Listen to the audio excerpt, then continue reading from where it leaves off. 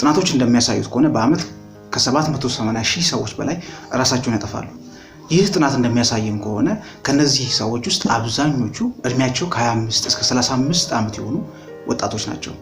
ከነዚህም ወጣቶች አብዛኞቹ ራሳቸውን የሚያጠፉት በድባቴ ወይም በዲፕሬሽን አማካኝነት ነው።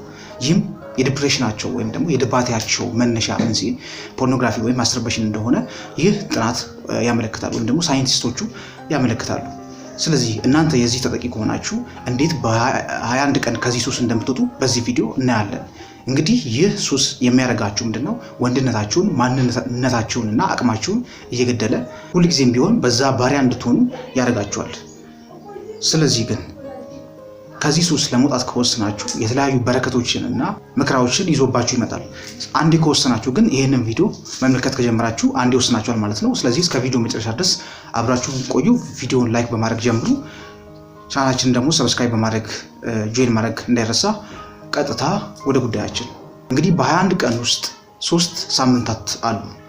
ስለዚህ በእነዚህ 3 ሳምንታት ውስጥ የተለያዩ አይነት ፌዞች አሉ ማለት ነው። ይህንን ሱስ አንዴ ለማቆም እስከወሰናችሁ ድረስ ማለት ነው የተለያዩ ፌዞች ይገጥሟችኋል ማለት ነው። ስለዚህ የመጀመሪያው ሳምንት ከራስ ጋር ጦርነት የምትወርቁበት ሳምንት ነው ማለት ነው።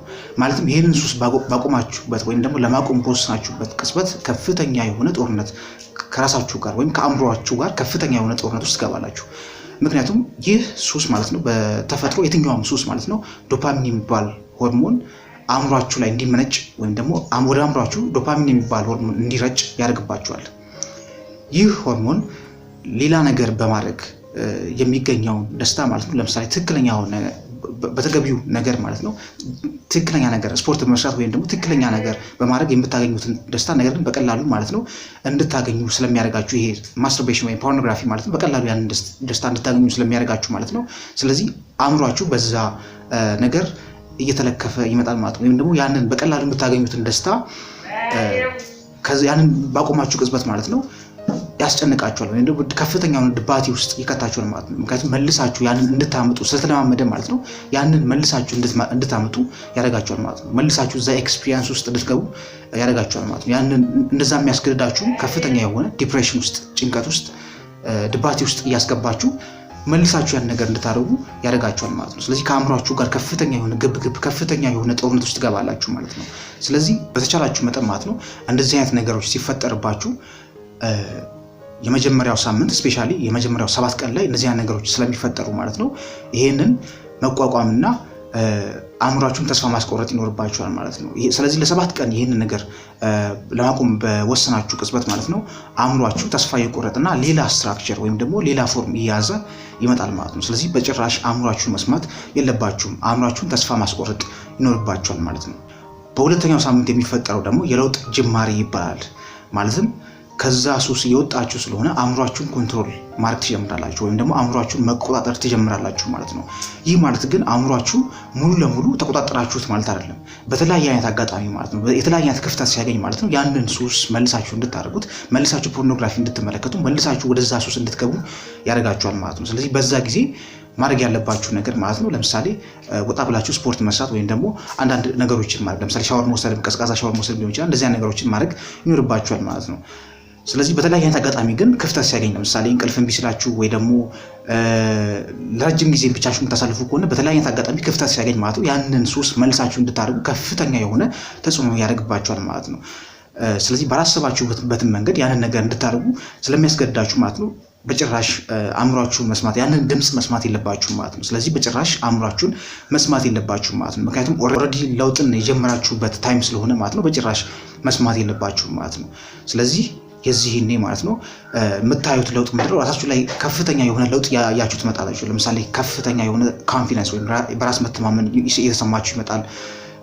ላይክ ሰዎች ፕሬዘንሳችሁን ወይም ደግሞ የእናንተ መኖር ማለት ነው ሰዎች ይገነዘባሉ ወይም ደግሞ ከሰዎች ጋር በምትገናኙበት ጊዜ ማለት ነው ያ ለውጥ ይታያል በሰዎች ላይ ማለት ነው። ወይም ፕሬዘንሳችሁን ሰዎች ያያሉ ማለት ነው። የእናንተን መገኘት ማለት ነው ሰዎች ፊል ያደርጋሉ ማለት ነው። ኮንፊደንሳችሁ በሰዎች ፊት ገዝፎ ይታያል ማለት ነው። ስለዚህ ለውጦችን እያመጣችሁ ትመጣላችሁ ማለት ነው። እነዚህ ለውጦች የምታመጡትም ማለት ነው ቴስቶስተሮን ሌቭላችሁም የጨመረም ስለሚመጣ ነው ማለት ነው። ስለዚህ በጭራሽ ይሄንን ለውጥ ማለት ነው ማቆም የለባችሁም ማለት ነው። እንግዲህ በዚህ ጊዜ ማለት ነው ከሁለተኛ ሳምንት ላይ ማለት ነው ከ8 እስከ 14 ቀን ከፍተኛ የሆነ ግፊት ከፍተኛ የሆነ ተጽዕኖ ይመጣባችኋል ማለት ነው። ስለዚህ ያንን ተጽዕኖ አልሰማም ብላችሁ ቀጥታ ለውጣችሁን እስከጀመራችሁ ድረስ ማለት ነው ከአእምሯችሁ የሚመጡ የተለያዩ ሀሳቦችን ባለመስማት ማለት ነው ለውጣችሁን መቀጠል ይኖርባችኋል ማለት። ለምሳሌ እናንተ ሳታስቡ ራሱ በህልማችሁ ራሱ የተለያዩ ቪዲዮዎችን ስትመለከቱ የተለያዩ ፖርኖግራፊዎችን ስትመለከቱ እና የተለያዩ ነገሮችን ስታደርጉ በህልማችሁ እንኳን ኢቭን ማለት ሊመጣባችሁ ይችላል ማለት ነው።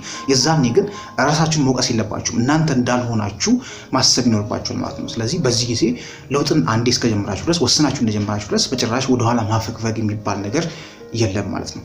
ሶስተኛውና እንግዲህ የመጨረሻው ሳምንት ደግሞ የማንነት ንቅለ ተከላ የሚባልበት ሳምንት ነው ማለት ነው። እንግዲህ በዚህ ጊዜ ፍጹም ሌላ ሰው እንደሆናችሁና ከ2 ሳምንት በፊት የነበራችሁበት ምን አይነት የዘቀጠ እና ሱሰኛ ማንነት እንደነበራችሁና ምን ያህል ደባሪ ቦታ ላይ እንደነበራችሁ መገንዘብ ትጀምራላችሁ። የማስተዋል አቅማችሁ እየመጠቀ ይመጣል ማለት ነው። አእምሯችሁ በፍጥነት ማሰብ ይጀምራል።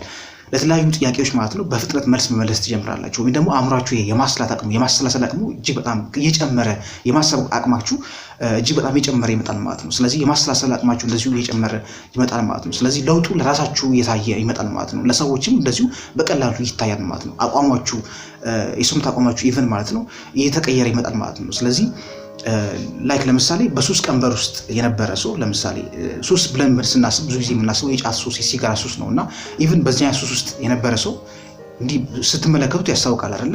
ከዚህ ሱስ ውስጥ በወጣበት ቅጽበት ግን ማለት ነው ሌላ ማንነት በሰዎች ፊት ሰዎች እንኳን አይተውት ማለት ነው ይገነዘባሉ ማለት ነው። ልክ እንደዛው እናንተም ከዚህ ሱስ ስትወጡ ማለት ነው ማንነታችሁ ገዝፎ ይታያል በሰዎች ፊት ማለት ነው። ስለዚህ ገና እንደ አዲስ እንደተወለደ ሕፃን ልጅ ማለት ነው ህይወትን ማጣጣም እንደ አዲስ መኖር ትጀምራላችሁ ማለት ነው። ሞቲቬትድ ትሆናላችሁ። በጣም ሰልፍ ሞቲቬሽን የሚባል ነገር ይሰማችኋል ማለት ነው። በፊት የምታገኙት ንቃት ማለት ነው በአስፈላጊ መልኩ ነበር። ዶፓሚን የሚባለው ነገር ንቃት የሚባለው ነገር የምታገኙት አላስፈላጊ ነገር በማድረግ ነበር። አሁን ግን ያንን ንቃት ያንን ሞቲቬሽን ማለት ነው ከራሳችሁ ማግኘት ትጀምራላችሁ ማለት ነው።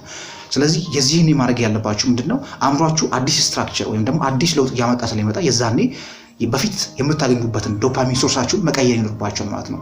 ያም ማለት ልምዳችሁን በሌላ አዲስ ልምድ መተካት ይኖርባችኋል። ለምሳሌ በፊት ፖርኖግራፊ ነበር የምታደርጉት፣ አሁን ስፖርት መስራት ወይም ደግሞ መጽሐፍ ማንበብ እንደዚህ የተለያዩ ልምዶችን በምታደርጉበት ጊዜ ማለት ነው አእምሯችን በተፈጥሮ ደጋግመን የምናደርገውን ነገር የመቀበል ነገር አለበት። ስለዚህ ስፖርትን ማስለመድ ይኖርባቸዋል ማለት ነው። ስለዚህ ስፖርት ስታስለምዱት ማለት ነው በዛ ስፖርት ውስጥ ተጠምዶ ያንን ዶፓሚን ማለት ነው በዛ ስፖርት ለማግኘት ይሞክራል ማለት ነው። ስለዚህ ዶፓሚን ሶርሳችሁን ቀይራችሁት ማለት ነው፣ ሺፍት አደረጋችሁት ማለት ነው። በፊት የምታገኙት ከፖርኖግራፊ እና ከማስተርቤሽን ነበረ።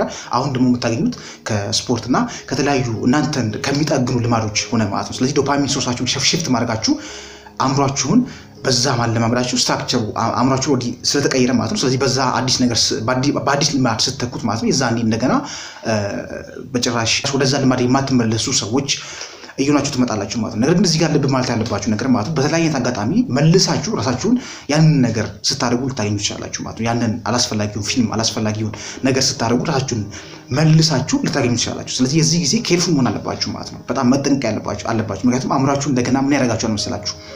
አይ እናንተ እንኳን የምትረቡ ሰዎች አላችሁ ያለ አእምሯችሁ መልሶ ሊወቅሳችሁ ይሞክራል ማለት ነው። የዛኔ ታስቆሙታላችሁ።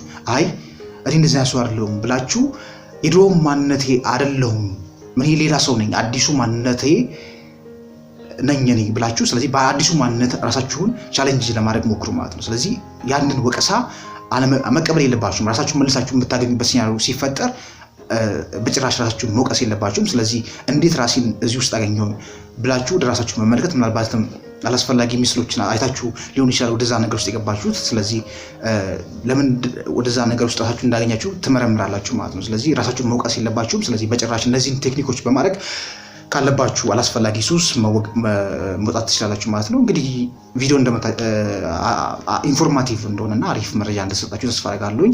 ለዚህ ቻናል አዲስ ከሆናችሁ ሰብስክራይብ ማድረግ እንዳይረሳ። በቀጣይ አዲስ ኮንተንት እስክንገናኝ ድረስ በያላችሁበት ሰላማችሁ ይብዛ።